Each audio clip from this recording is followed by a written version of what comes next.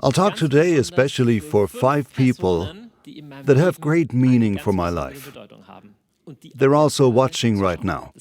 One is my father, and the others are my 4 kids, 2 boys and 2 girls. Hi guys. And when I think about what I want to leave behind at the end of my life, then it's not mainly a house or a car or money.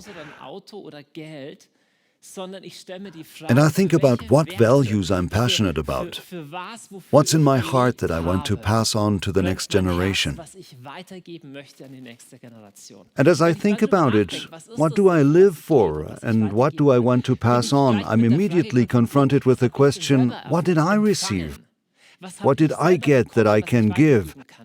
And just like that, I'm right in the question, where do I come from? And with it, the question of fatherhood, being a father.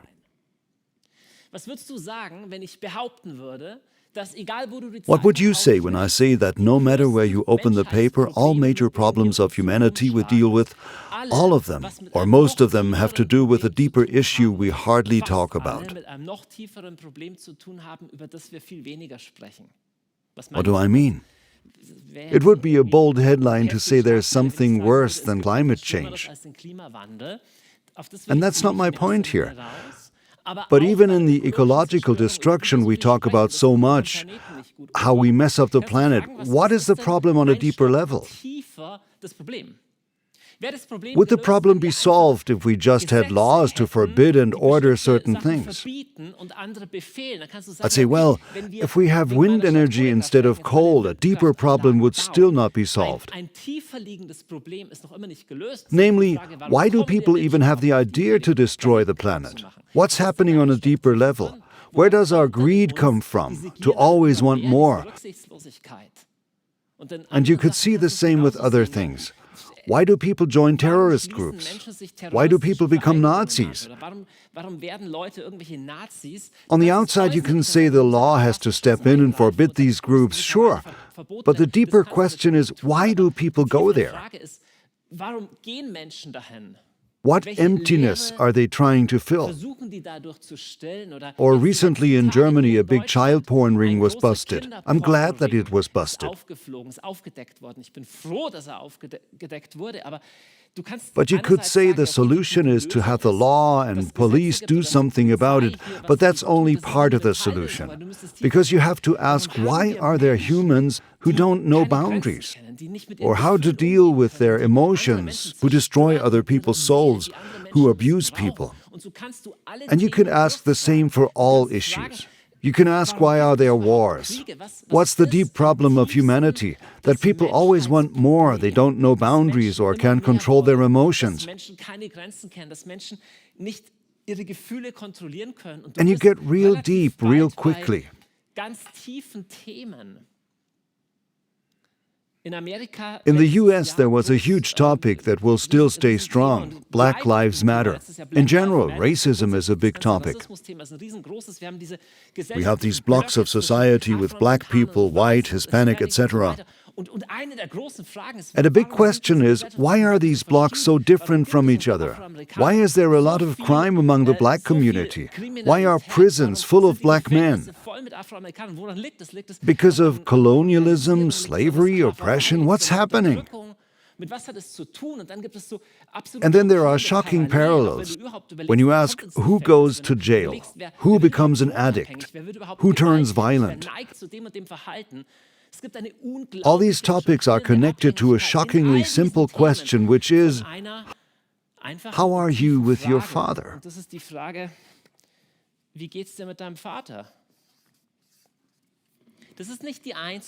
It's not the only question. I don't want to reduce all issues to that, but it has to do with it. There are statistical connections, so shocking in nature. Kids who become criminals, or drop out of school because of bad behavior, or take drugs, become delinquent or aggressive. And among them, the proportion of kids who grew up with a father versus those who had no father is staggering. If you just study it, the people who end up in jail or homeless or drug addicts, the percentage of them who grew up with no father is disproportionately high.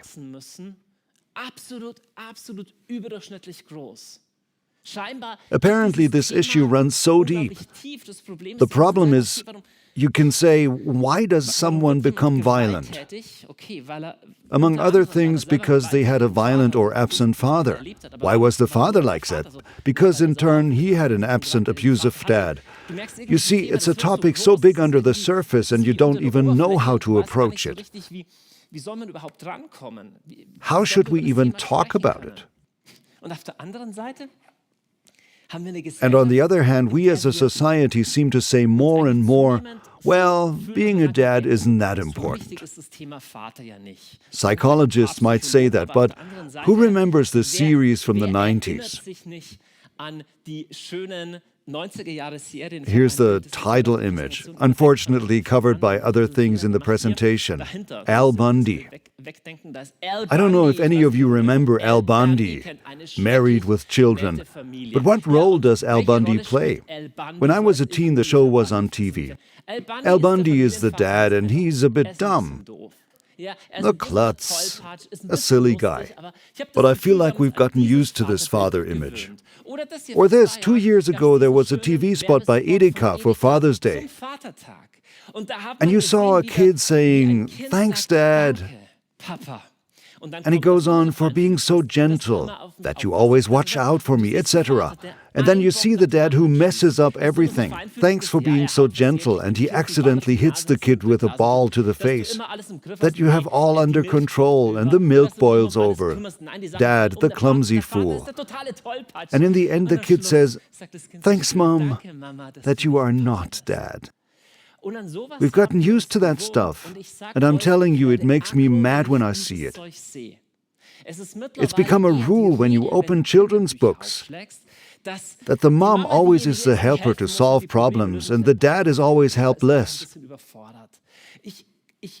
I can't count how many movies, jokes, and half-funny things are out there. The dad sits on the couch with his beer, and he's the dumb one.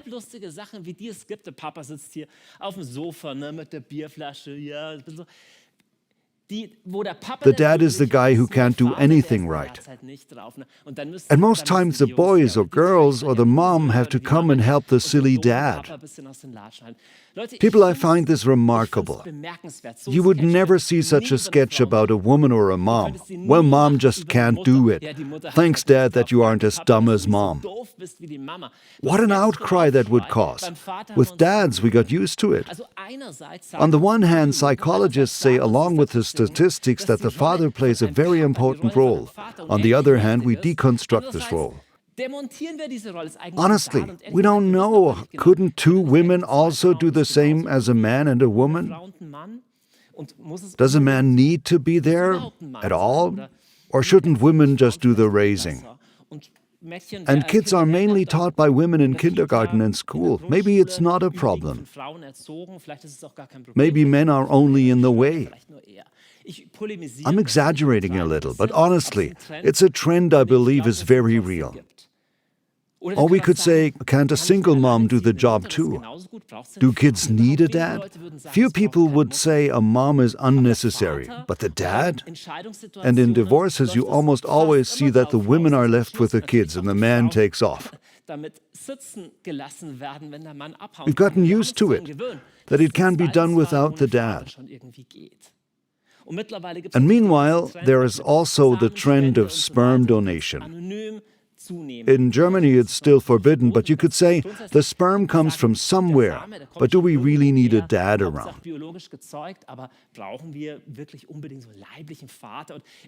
And a father figure, we might agree we need them. But it doesn't need to be the biological dad. There's patchwork families, or maybe even two dads, or a friend, or the uncle. And I don't want to talk it down. I think that having a male role model is still much better than nobody at all. But I notice we rarely have the words for the question, what does the father contribute? Do we really need him? fast gar nicht wirklich Wortschatz haben. Das ist so, ja, was auch nicht, Vater. And I'd like to ask you personally, how is your relationship with your father? Personally. Next week is Father's Day. Funny. What do they do on Father's Day? The men go off somewhere and party. With Mother's Day, they get flowers and we honor the moms. But do we honor our fathers? Until now, I've criticized a lot, and maybe that was too much gossip for you.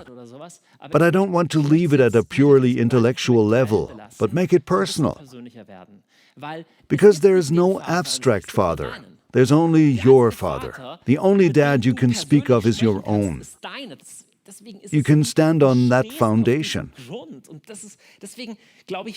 And we realize, man, this has to do with myself. Somehow we can't access it so easily. You can't influence it. You can't change your dad or your life story. But he's the most important man in your life. He's the most important male figure in your life. And you won't get rid of him. You can't cut yourself off. Still, maybe we try to. We stand here as adults and nobody likes that.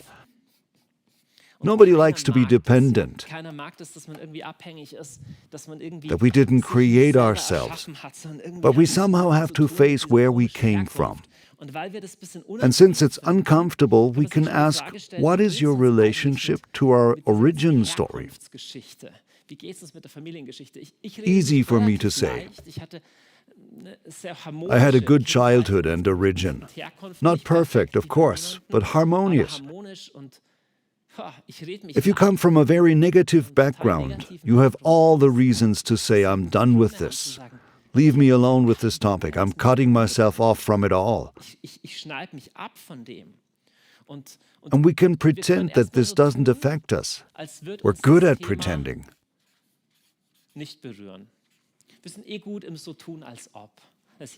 Well, it was bad. Some was okay, but I'm over it. And we pretend to stand above it all. Like literally in this picture. That was then, I stand above it today. Or we intellectualize it away. Ever done that? To intellectualize means you look at it with a psychological lens. It wasn't so easy, interesting to observe what happens in a young life. And you can rationalize it, but it's not personal. Look, this was me 1 year old. I think it's a cute picture.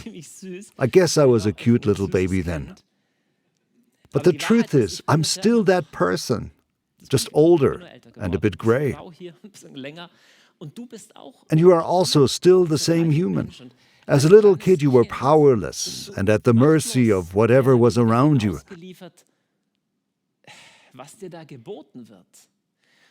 And this feeling isn't that great. That's why it's understandable we deny it, we intellectualize.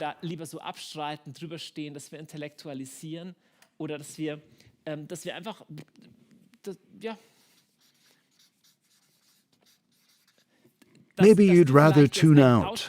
I'm not interested. Why should I wallow in that old stuff? I don't care. I look to the future. That feels much more empowering and cooler. But the problem is, this comes back again and again. And the things I wrote down here are just strategies of denial. Many do this their whole life, pretend a life long, as if there was nothing, as if they were above it. And if they talk about it, they sound so intellectual, but not personally involved. And friends, I'm trusting you with something massive today, because this topic doesn't stop at anyone. The same, of course, applies to your relationship to your mom, but also your dad. Auch genauso deine Vaterbeziehung. Und über die möchte ich heute which sprechen. is what we are focusing on today. We need to talk about this. How are we doing? What will you do on Father's Day? And how do you want to stand in this world as a dad, a mom, or a person? What are you passing on, whether through physical fertility or other things? Those are existential questions. Now, father ? What is a father? I will spare you tonight with classical roles. A father must be so-and-so. There's all sorts of theories. I think some of it makes sense, some maybe don't. We'll stay close to biology for now, and if it bothers you that humans have biological frameworks, if you prefer, I could also make the same example with apes, because it's similar among all primates. There is a massive difference in procreation concerning the tasks and physical roles of male and female parts, and the difference is simple. Also die körperliche Situation von dem männlichen und dem weiblichen Teil betrifft, ist ein wahnsinnig großer Unterschied. Und der einfache The Unterschied main ist, weight die is carried by the Hauptlast bei dem female. ganzen Spiel tragt die Frau.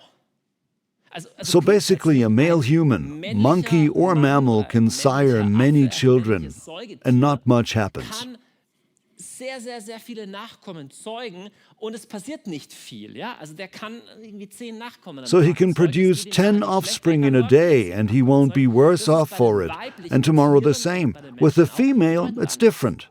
Das heißt, The male can der produce all he männliche wants. Genosse, der zeugt hier schön und bei der Frau But for the ist es female, aber that's not all überhaupt there's nicht to damit it. getan. Sondern eine Frau But a hat female erstmal only nur has a ein paar few hundert hundred egg Eizellen, cells, das unlike male männliche sperm, Spermien, which is es millions. Millionen davon gibt.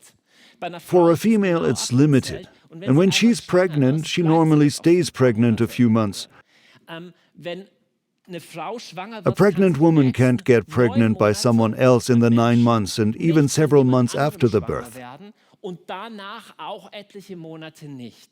Und normalerweise, And normally, und before zwar the auf jeden invention Fall of the auch baby so, bottle, bevor she would also have to zum carry that Beispiel, baby and nurse it for Trinkflaschen around a year. erfunden wurde, musste sie mindestens 1 Jahr lang dieses Kind mit sich That means the rumtragen, woman gives at stillen least und 2 so weiter. years Das per heißt, child. Die Frau verschenkt mindestens 2 Jahre schon mal.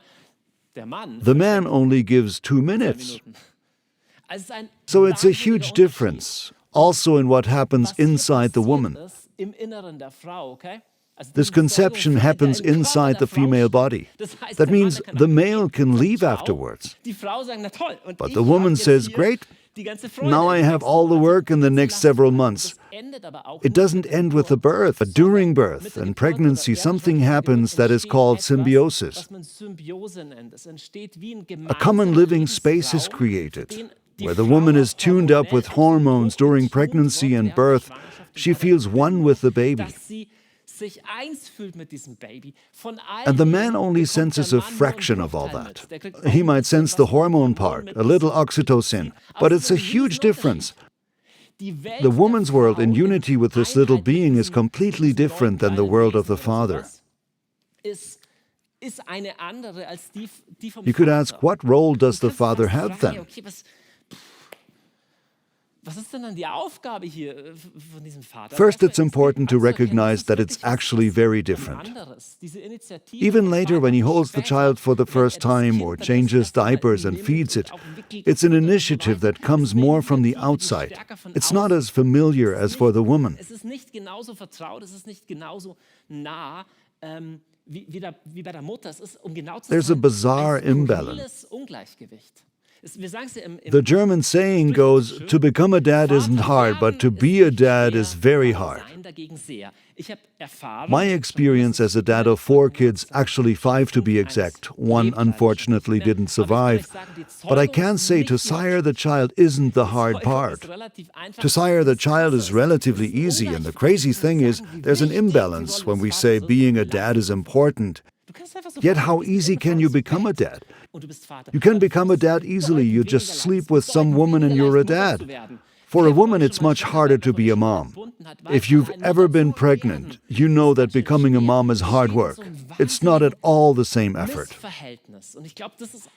And I think it's one of the reasons why there are many fathers who aren't really father figures, who haven't found a yes to their children. I mean, we live in a society that preaches a lot of sexual freedom, but not about responsibility that goes with it. Everyone would say a young person has the right to live their sex lives, but we rarely speak of the obligation that goes with it, namely the obligation to take responsibility for a potential new life. And there are so many dads who never heard of this responsibility and then say, I'm walking away. With women, it's much harder to walk out of the responsibility. 3 purely biological aspects of fatherhood. The first is to sire is much easier than to be a mom. And so the chances are higher that the man will only sire a child but then not be around. Second thing, the man is a representative of the outer world. There is a symbiosis in the first months of human life, the first years even.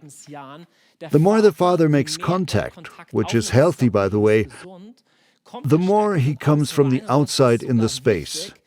And this is important so the child can eventually leave the symbiosis to the mother again. So the dad could be like an advocate of the outer world. Like, symbiosis is okay, but here, child, let me show you something. It's interesting, in many cultures, I won't say all cultures, but I've read psychological research, the dads throw their kids in the air. Who of you has been thrown by their dads? And who of you has thrown their own kids? Okay, one woman raises her hand and 2 men. I also throw my kids. My dad threw me. Fathers throw their kids in the air more than mothers. Don't ask me why, but I think it's a primal impulse to say, Mom watches you.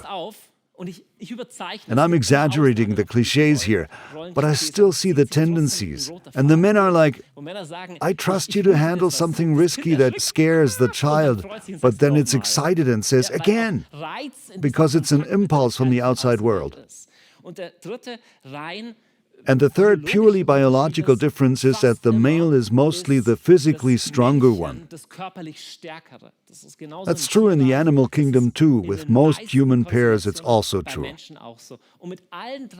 And with these 3 things, coming from the outside to sire a child is easier, and being physically stronger comes a huge potential for abuse of power. Overall, it could be great for the father to watch over the family, fight for them and protect them, but he can just as much become violent.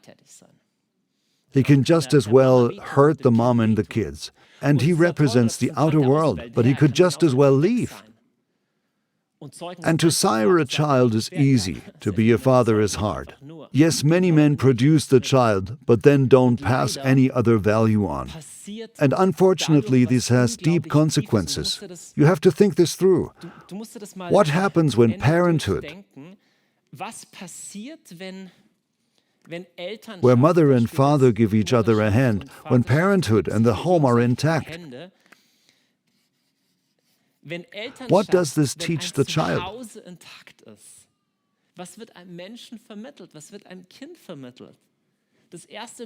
For me, when I drive to my parents, I still feel like coming home, even though I don't live there anymore.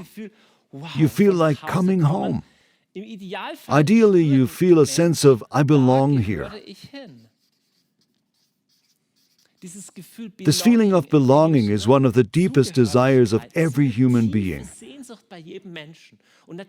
And of course, we also become independent of the parental home and leave to have our own life. But the feeling of belonging anywhere is irreplaceable in the life of a person. I belong there and I find comfort there. It's the most normal thing when a child cries that it would run to mom or dad and be comforted. If I say now that this wonderful connection doesn't work, and today we are looking at when it doesn't work because of this part, then much more happens than a person saying, well, it was rough, or dad was never there. Something happens at this level. Where do I even belong? Where do I find comfort? What happens here? I'll call it a wounded identity or wounded sense of being. Ich will erklären, was das Let me ist. explain what I mean by wounded being. Seinsverletzung. Wer mich kennt, der weiß, If you know me, then you know I give the das philosophical word Sein being a lot of bei value. mir einen besonderen Stellenwert hat. Wer von euch Have kennt any of you heute seen this James Bond Skyfall movie, gesehen? Skyfall? James Bond. Ja, ganz I think it's one of the der best besten James Bond James movies. Folgen. Und da gibt es eine And there's a situation I die find mich quite berührt. Das ist moving where seine Bond shows dritte himself as a Bond real als human for the first time, Mensch, der kommt nämlich because he aus goes to Skyfall, Skyfall where he grew wo up. er aufgewachsen ist. Und er ist hier mit And here seinem with his Vorgesetzten, boss, they look at blicken the auf home dieses he grew up Anwesen, in. wo er groß geworden ist. Und dann fragt And sie, she asks him, "How wie old alt were warst you du, when als your deine Eltern parents gestorben died?" sind? Und And he lässt can't nichts really davon answer. aus. And then she says, "Orphans always make the best recruits. Also, Orphans are the better ergeben immer die soldiers." besten Soldaten. Wisst ihr, was Do you know what day it was recently? 1 or 2 days ago was the 200th anniversary of Napoleon's death, who conquered most of Europe. It is said, I read it once, hopefully it's true, that he preferred to recruit orphans for his elite soldiers, boys who grew up in orphanages. Why? They are the best soldiers. Why? Because they have nothing to lose. Why? They have no place where they belong. So they can surrender fully to a cause, because they have no place to find comfort or refuge. And so they must compensate with an outer thing. And I wonder, could it be that not only the best soldiers and warriors in a negative sense, there is also something heroic about a warrior, but I mean being driven and destructive. Could it be that not only the aggressive soldiers are orphans inside, but also the driven manager who works 120 hours a week, walks over dead bodies, is numb to himself and crosses all borders, or doesn't feel their own emotions?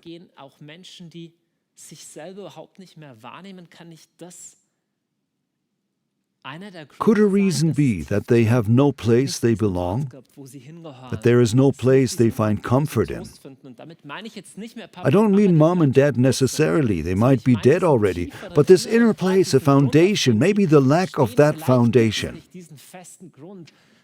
Underneath is what I call wound of being. Your being is not at home. There is no place where I truly belong, but only a drivenness to look for approval in the outside world. And I think that's our story.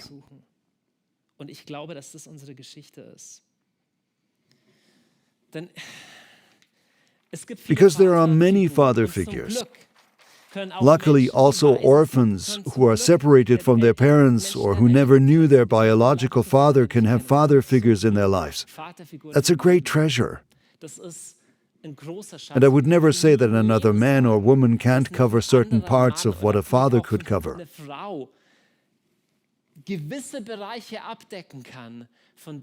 But there's one thing that's irreplaceable. Is it how loving or tender the father is? No, I think others can be that too. But there is only one thing only your biological dad can do. What is it? And it has to do with this here. What? Conception? What's there to it? But yes, there's more to it. Because conception is not just biology. Your conception isn't just genetics that come together. It's your biological origin. And the question is it an origin with a yes or without a yes? Because you come from that moment, that conception. That's your beginning. And I think what a father contributes can go much deeper than that he plays with his kids or gives them a hug or so. But there'd be something I call being plus yes. It means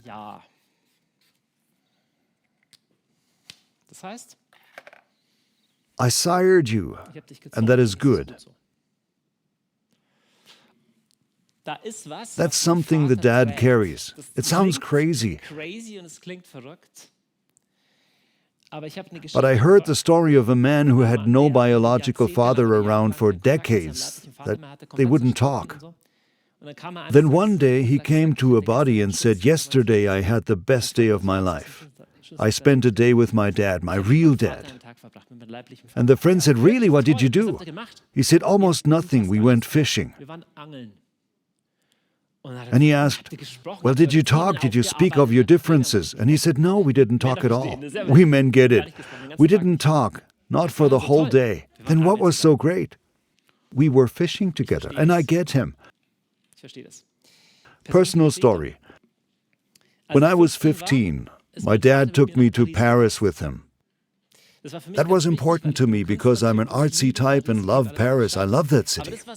But the most important thing to me wasn't that we went to the museum or ate something, but that we did it together. And meanwhile, my son is at that age, and I will take a trip with each of my kids. And what will matter most is not what we see or do, but that we do it together, that we are together. There's a part two. My dad, as a young man, always wished to go to Iceland someday. That was too scary for my mom at the time. When my dad turned 70, I turned around and gifted him a trip. Here's a picture of us in Iceland. And what was special about Iceland? We saw the geysers and so on. The special part was that we spent time there together. I don't know how long I will still have him. I don't know how long you still have your dad. And maybe your dad is an emotionless type, and maybe he left you and your mom, but he's still your dad. He sired you. This thought came to me through a podcast. Has nothing to do with faith or so, more psychological. And he said, you somehow can't get rid of the topic of your dad, reconcile with your father. Then he says, without any religious background, because you can't live long-term without the blessing of your father.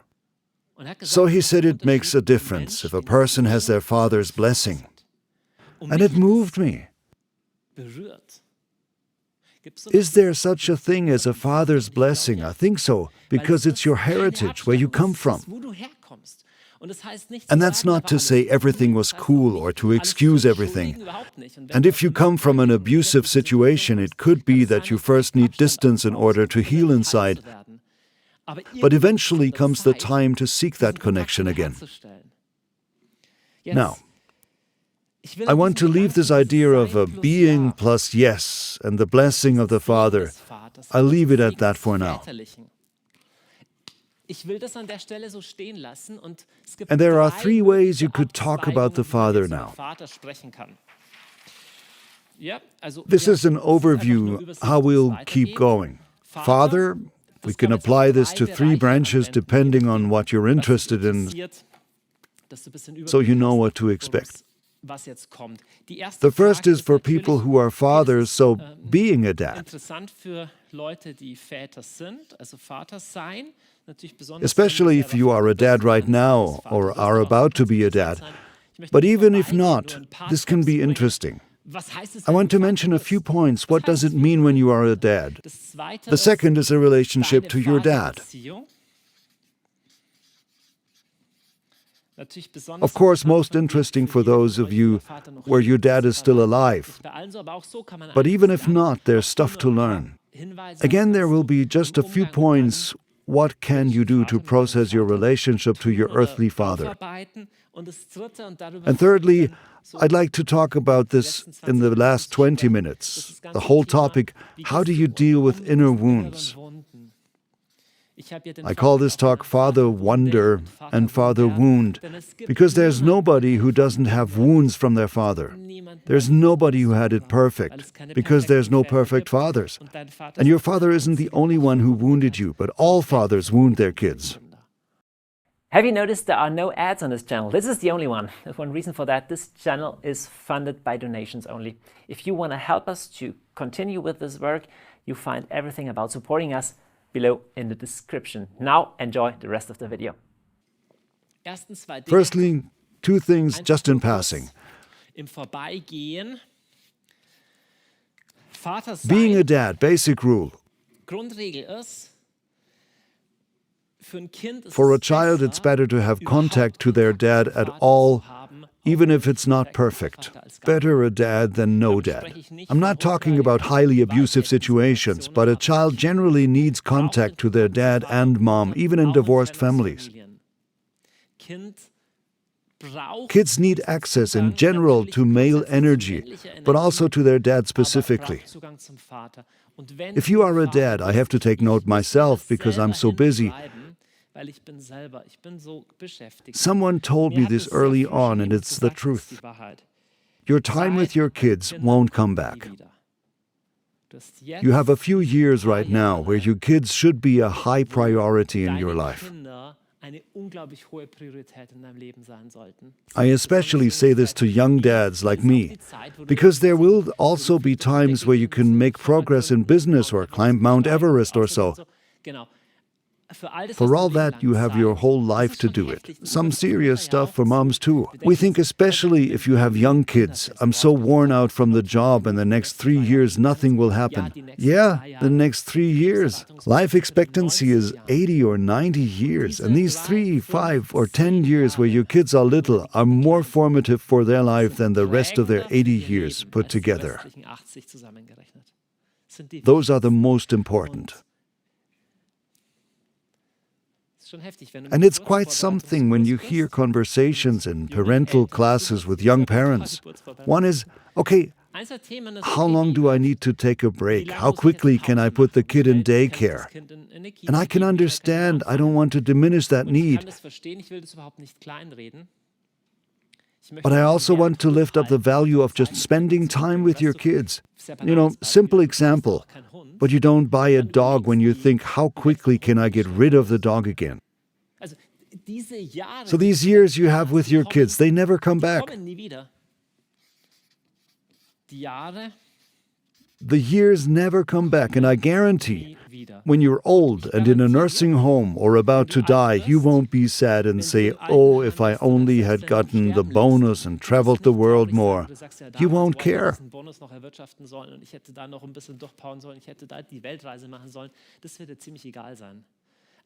And if you die without peace with your kids, if the relationship isn't good, all else will fade compared to that.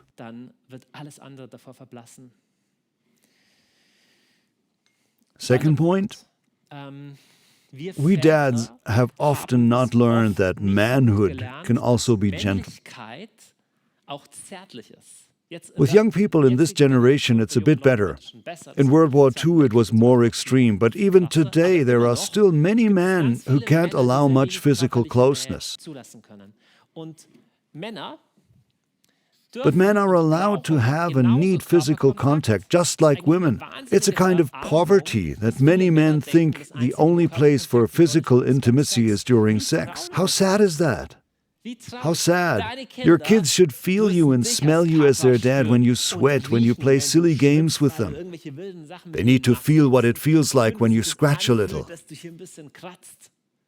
We need the physical. And kids need that. They need to feel male energy too. And the cool thing is, I'm also only partly good at this. If you as a dad roll around in the dirt with your kids or do wild things, you become a kid yourself again.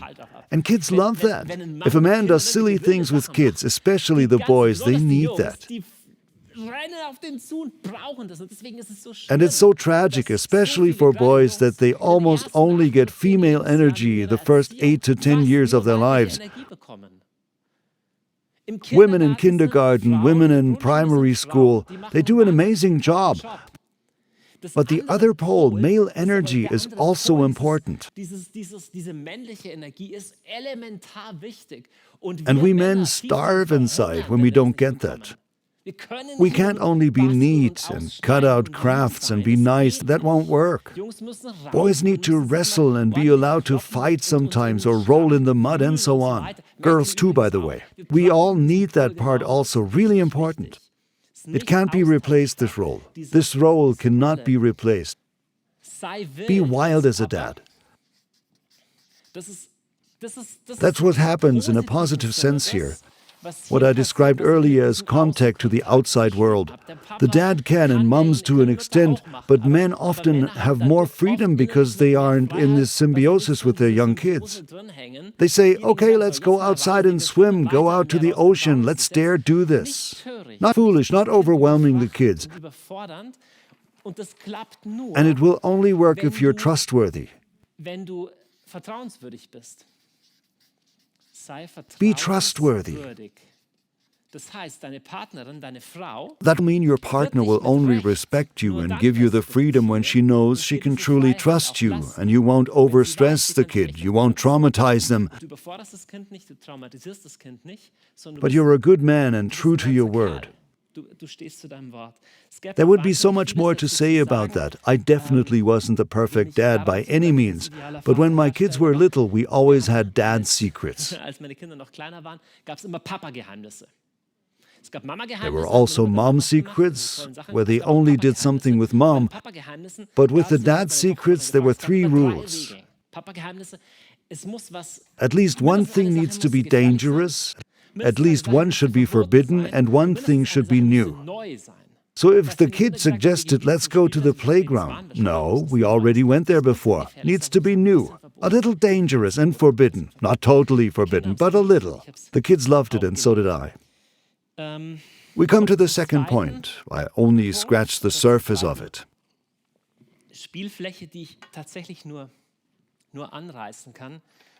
And that's your own relationship to your dad. I could talk 2 hours about how you could make progress through counseling and therapy in this. There's just so many negative father role models. And many books about it too, so sad. Starting with a powerless father, a man who couldn't do anything. The emotionally distant dad, who might have been around physically, but you never felt a connection to him. There's the unpredictable father. One day he is like this, the other day like that. One minute he's nice, the next he's completely different. Or worse, the abusive dad, someone who uses violence. Then there's the buddy dad. They let you call them by their first name, are cool, but can't be a real authority or show stability in your life. And especially bad, a narcissistic father.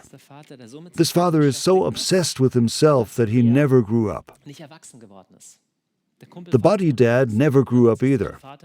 But the narcissist dad stayed stuck in the teenage attitude. Everything is about him and he doesn't think about the needs of his wife or kids. There's the father without mercy. He isn't someone who can show true warmth.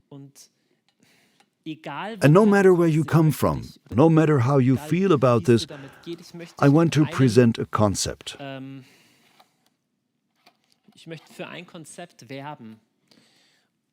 Let me draw it right here. This is a wound. And this is your heart.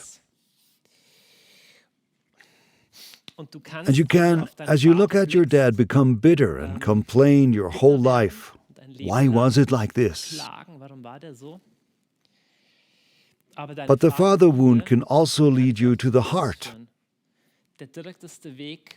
The most direct way to the heart is often through a wound, even physically.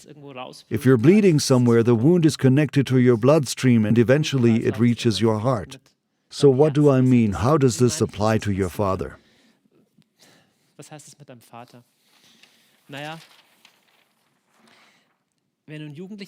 Well, if you're a teenager, you have to separate from your home. And it's normal when you're rebellious and say, I don't want to do this way. But if you're 30 or 40, you should eventually come to the point where you realize you're just like your father. And the things you criticize about him and despise are often the things, the behavior traits you have in yourself. And it's quite humbling to recognize, whether you like it or not, that you stand on this foundation. And here you have a choice. You can either stay a rebel your whole life and blame the world for everything and accuse God, how could he allow this to happen? Or you can eventually reach the point to say, okay, I'll make peace with this.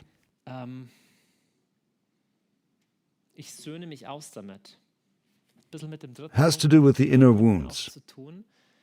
But I'd encourage you to try to reach a point where you no longer expect, when will something come from my dad?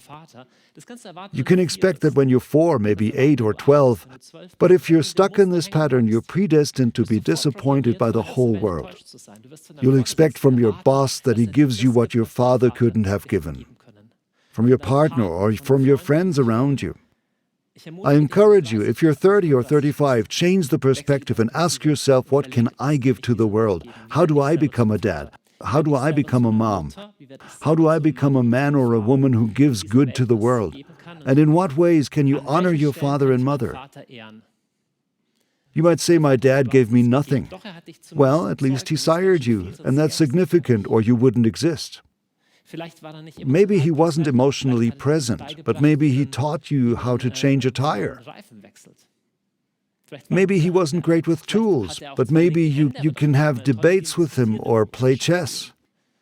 But let's move on from this bitter, we've never done this, we've never got this. That's normal when you're 19, but not at 29. Eventually, you need to get to a point where you say, okay, it wasn't perfect, but I take responsibility for how I build upon this foundation. More of that coming up in the third and final point. One question that touches a deep place is, of course, this. Where do I still stand in this relationship? And where do I carry parts of this to new relationships? I'll say it again here, you have to know this. The way you treat your parents, you will likely also treat your kids later on. Probably. I don't mean you have to call every day or let them say anything to you. You're an adult now, you're not a little child. But if you honor them for what they are, note, without denying what they aren't and never were, end note, then you are like a line of blessing and can pass on blessing, because you will also hurt your kids. You will mess up a lot, just like I did. If I want to ask, okay, where does my relationship with my dad still impact my inner wounds in my life today? Then you can ask a few questions. If you're a woman, you can, for example, ask, what do I look for in men that I actually would have needed from my dad? Good question. As a man, you could also ask the same. But as a woman, the example, do I look for things in romantic relationships that deep down I would have needed from my dad back then? And where am I responsible to take care of that, not some partner? Because that's actually a childhood loop. Or the other way around, where do I close off from men because I couldn't or didn't want closeness from my dad? That's also intense. This also applies to men. Maybe you cannot allow intimacy to other men either, where you realize my old relationship to my dad is hanging over me and won't go away on its own. You must eventually decide to say, I'll take responsibility now for that new path. Sometimes you might need professional help for this, but it won't help that you just stay stuck and complain to your dad because you also have parts of yourself in this relationship. Or the other way around, again for women and men, especially men, ask yourself, where am I looking for my dad's recognition? What do you still do? Where you chase after your dad's expectations, craving his praise and reward. But it's uncalled for now because you're not 17 anymore, but already 47. Or maybe, what lie about intimacy has shaped me because my dad modeled it for me? So especially we men learn from our dads, women too, but there are so many men who believe lies about intimacy. For example, real men don't allow closeness. Men are tough guys. That's just a lie. It's not true. It's not real. Men need intimacy too. Or if there's intimacy between men and women, it always has to be sexual. That's a complete lie. Simply not true. Or real men don't show feelings. Or real men are lone warriors, and so on. Where have you believed such lies? Or if mom is emotional, then dad goes to the woods because men solve their problems alone. They can't talk during conflict. Those are lies. And you can ask yourself, where does your dad's attitude towards intimacy still influence you? These are all questions that go really deep, and they are questions that lead to inner wounds.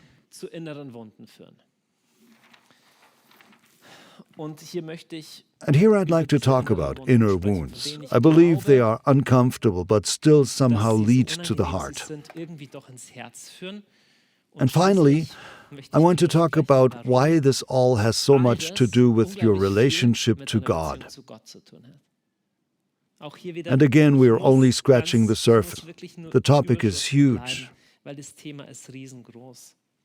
The first step in dealing with your inner wounds is don't deny them. You've already won a lot when you say, okay, I didn't get something and it hurts. And no, I'm not pretending that it was all fine because it's not okay. And the second step is unfamiliar, especially to us men. Mourn. Mourning is healing to the soul. If you lost someone, you must cry, you must mourn. And mourning leads to healing. And often we've never mourned our inner wounds, but we say, well, that was then, it's over, time to look to the future. Yeah, but sometimes you need to mourn things too. To say, I didn't get something and it was really painful. And that isn't done in just a minute. Just like when a person dies, you don't just say, okay, I'll mourn for 15 minutes, more like several months. It could be similar when you say, I'm mourning what was taken from me back then, that I didn't get it. That's important. The third step is to take responsibility, which means step out of this, one day mom and dad should come and apologize to me, and move towards, okay, I'm an adult now. What will I make of it? I also have my share. And it's no longer my dad's job to solve my problems, but I need to take responsibility for myself. For example, this has to do with when you denounce lies. You learn certain things about the world through your dad, because he was your connection to the outside world. Your father is the first person from the world out there and gives you a sense of whether the world is safe or not. And maybe he taught you that the world isn't safe at all, that you can trust no one or anyone, anything. There is no security, you must solve everything alone. And by the way, you're a loser and can't do anything. And it's so terrible when this life lie entered your life, because he's such an important voice in your life. And it can be really hard to break away from these lies, but you're responsible for it now like 10,000 times. And then when you take responsibility for yourself and don't believe everything inside your head, there's something I find really good. You can also treat yourself in a fatherly way. It's like you're saying, okay, my dad or even my mom, they aren't here anymore, but now I'm responsible to treat myself in a good way. And that's a beautiful thing. I think we can treat ourselves like a father. And finally, you will ideally reach the point where you reconcile with the relationship to your dad. If he's still alive, and if not, you can do this in a prayer, clear up the relationship. So forgiveness and reconciliation aren't the same thing.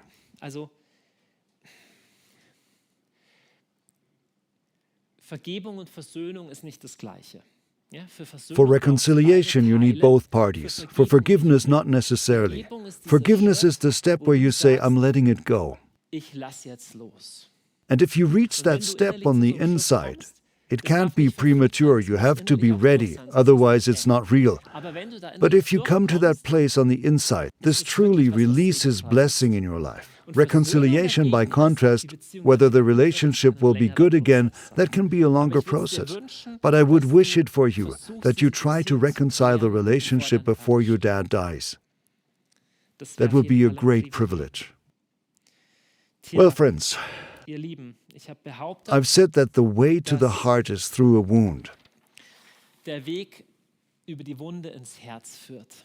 Und das ist für mich And that's one of the reasons why I'll address a scandalous statement in the end, namely that Jesus claims God is a father. Jesus behauptet, Gott sei ein Vater. This is why it's scandalous. Easy for me to say I have a good relationship to my dad. But how is it for people who had a terrible relationship to their dad? Now to say, great, now God's supposed to be a father.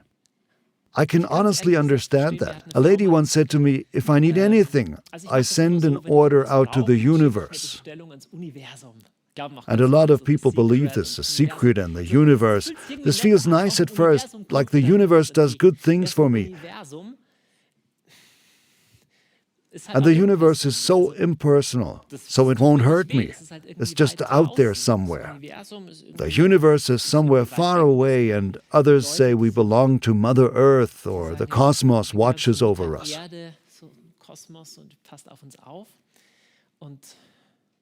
And Jesus entrusts us with this radical concept, God is Father.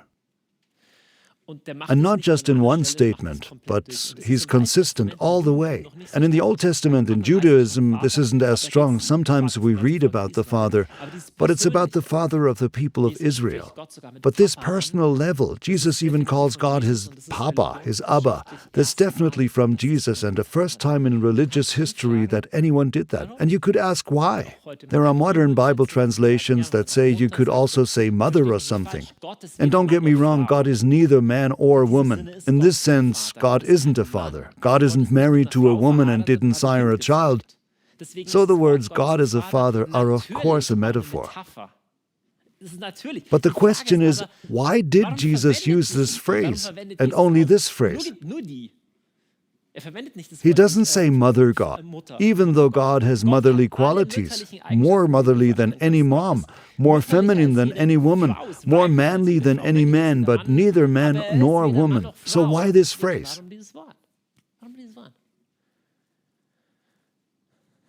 Why so consistently this phrase?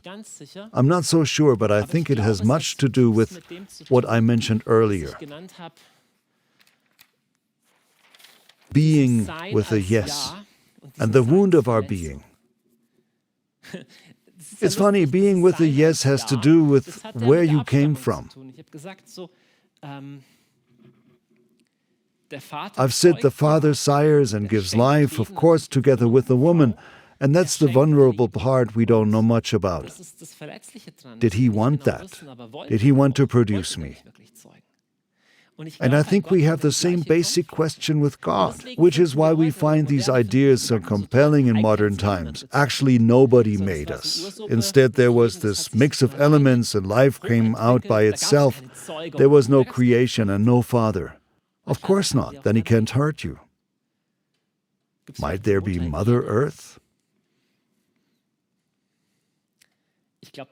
I think we really do come from Mother Earth, but also Father God. Because you're made of material, we are made of matter.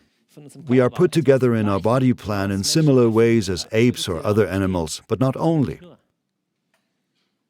There's also the spirit, the eternal soul. There was an act of creation and a yes. You're not just Mother Earth. There's also a Father, and that Father is God. Actually, according to the understanding of Jesus, saying God is a Father is not just calling Father a metaphor, or God as Father a metaphor, but the other way around. Everything we call a Father is less fatherly than God is.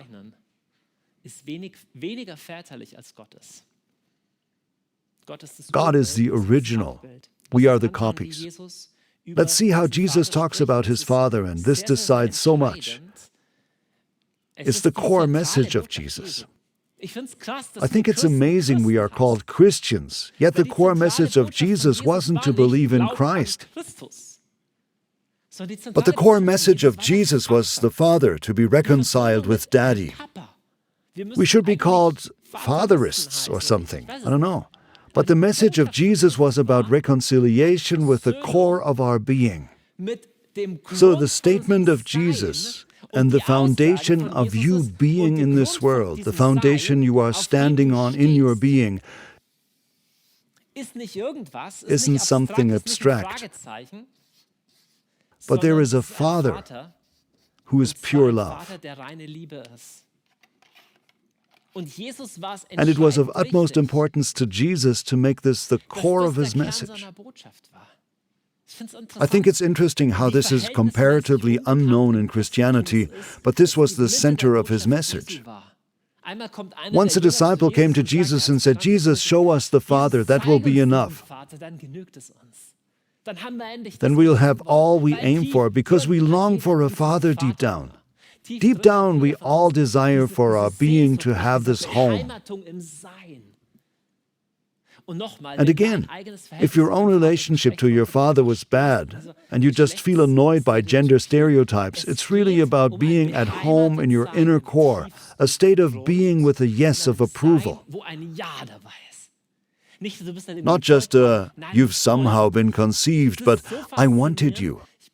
It's so fascinating. I looked up what the Bible says about God the Father. And I looked up all passages where it explicitly says what kind of a father he is. It already starts in the Old Testament in Psalm 68. God is called a father of the orphans and an advocate to the widows. Widows weren't worth anything back then. Orphans didn't count for anything. And it says God is a father to those who have no father. This is good news for you if you no longer have your dad, or never knew him, or he wasn't good to you. God is the father of the orphans. In Paul's letter to the Ephesians, one verse says, "He is the Father from whom all fatherhood stems." Paul calls God the Father of all fatherhood, which means the whole idea of being fatherly, of being a parent, and of loving care for someone, to want someone and watch over them, that concept comes straight from God. Not that we humans project our idea about fatherhood on God. Paul says, no, it's the other way around. The original is in God. And only because God has these qualities, we humans have some of that in a fraction. There's a phrase in James that I find really cool. It says, "With God there is no darkness or change. He is the Father of lights." And literally, the lights mean the stars. God is called the Father of the stars. I think it's amazing. I love to look up to the sky and imagine that the universe is 14.2 billion years old, or however old it is, and He's the Father of the stars. I think that's fantastic. He's the Father of the stars, and He knows you. The first thing Jesus says about the Father is in the so-called Sermon on the Mount, Matthew 5. The phrase is titled this way: "The Father knows, He is aware of. He knows every sparrow. If you pray in your room where no one sees you, the Father sees you. If you give a donation, even when no one notices or acknowledges us, the Father sees it. The Father is aware. He knows, He sees, He knows it all. The Father knows what you need before you ask Him." And these things Jesus says about the Father. And the apostles say the same. Paul writes once that he's doing very badly, 2 Corinthians. And he says, "But the Father of mercy and the God of all comfort." Those are the statements the Bible makes about the Father. And finally, Jesus uses this word for him. He even calls him Abba, Father. So like Daddy. And this Father, whom Jesus shows, is marked mainly by an almost scandalous generosity. Again here in Matthew 5, this is one of the very first things Jesus ever teaches. Here we have a core message of what Jesus preaches. You can ask, what new things did Jesus really teach? The thing about loving your neighbor, loving your enemy, you find that in other religions too. Not the same, but relatively similar. Even the golden rule of Jesus exists in other versions. Some people say that Jesus didn't preach anything new at all.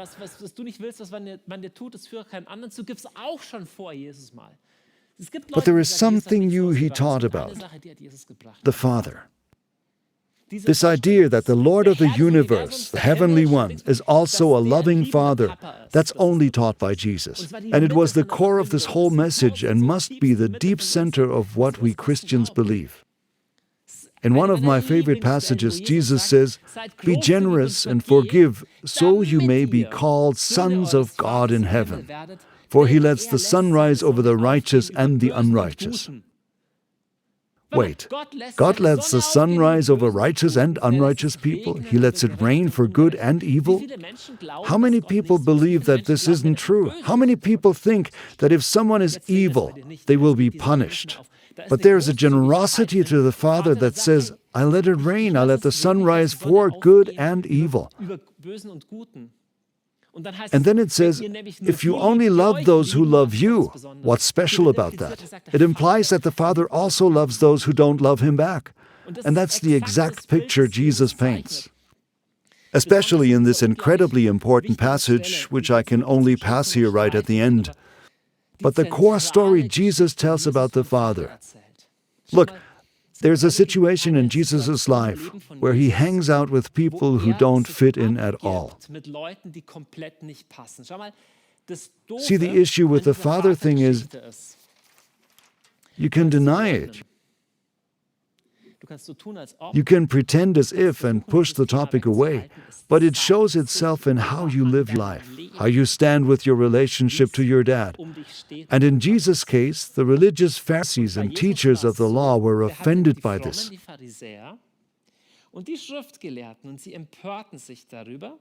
They said, he spends time with sinners, and he even eats with them. And the Pharisees and teachers of the law really had a problem with the generosity Jesus preached. And that they had issues with the Father shows in how they treated others. Because what you really believe only shows in what you live. So Jesus says at one point in John 8:39, you say you're sons of Abraham. If you were sons of Abraham, you would act like Abraham. But by your deeds you see that you actually aren't sons of Abraham. Enough with what you believe in your head. What you really believe becomes clear by what you feel and act out. And Jesus doesn't mainly care about your head. He wants to go here, to the place under all that. And unfortunately, we don't always have easy access to that place, but this is where it really happens. And I invite you to just go read that story for yourself carefully. The story we've gotten so used to, but it's incredible, of a loving father who has two sons who totally miss out on him. One says,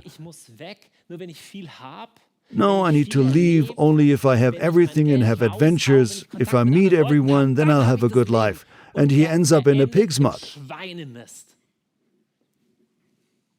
On the other, the oldest son, who is always at home, he says, "I'm always good, I'm always doing things right."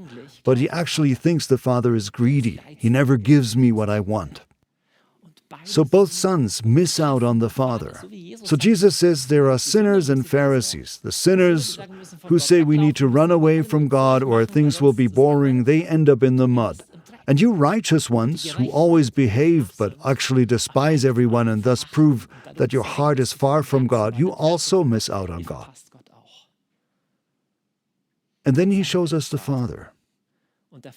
And the father is the one who takes initiative to reach both sons. First the youngest. The father saw him coming from afar and had compassion on him. He ran towards the son, embraced him and kissed him. His last stop were the pigs, so he stinks like a pig. Back then, in a patriarchal culture where the father was the leader of honor, it must have sounded scandalous that the father was running. And yet, even before the son has a chance to apologize, the father embraces him. I don't know what dad has ever showered you with kisses. Because here it says he covered him with kisses. Even in our culture, men don't normally do that. Much less in the culture back then, it was more patriarchal. The father was a profound authority figure. But Jesus completely breaks that idea into pieces. And you stand before the same situation. You can miss out by saying, "No, I don't really need that." Like the older son, pretend as if you were above that or can intellectualize it. The older son is driven by works. He just wants to work and achieve. Or we can run away like the younger son. I need to just get away. Hindern uns, an diesen Punkt zu kommen. This prevents us from reaching the point where we meet the Father. And I have a suspicion why. Because deep down we realize, if we face this, something inside us hurts. There is a wound in every one of us. There's the older son and the younger son. There's only one perfect son, and he's the one telling the story, the true son. And this true son also went to the pigs, letting himself be counted among the criminals.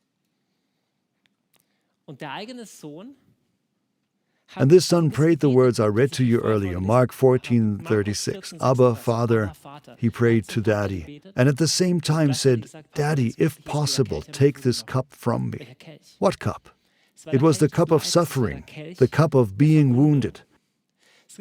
There's a mysterious story in many old mythologies. I was at the Fulda Monastery last week, where they keep the oldest manuscript of the Hildebrand song, a Germanic poem from about 820 AD. And it shows a story where a young warrior meets an old warrior, and they fight to the death. And he realizes that it's his father. The confrontation with your father always goes through wounds.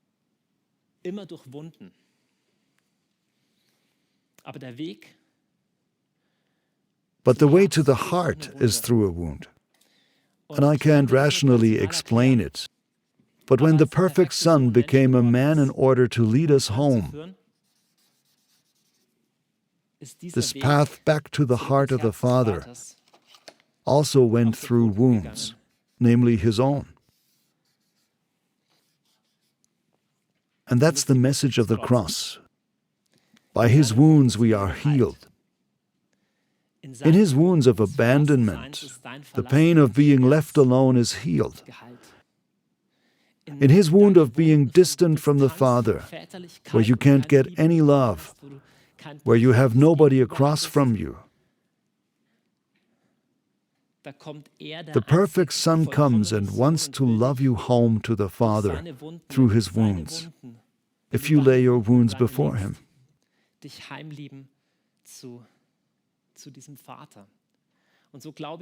And so I believe it's a beautiful thing that in German there's words for the father wound and the father's miracle. They sound so similar. We would rather not have the wound, including the soul's wounds. We would rather have all that taken away or not deal with it. But wounds also make you touchable. And healing begins when you lay your wounds into the wounds of Jesus. And then your father wound can also become your father wonder, where you find a home in this place of being, a belonging, where you can just be, without having to do anything or think or somehow seem something amazing first, but where you can just be, and where your life receives a glow of the Father for all areas of life. Where you no longer live for yourself but for others, to sow something in the world because that's your calling. Welcome home to your Father. That's a lifelong process and a lifelong journey, but a wonderful journey that will change you and everyone you have to do with.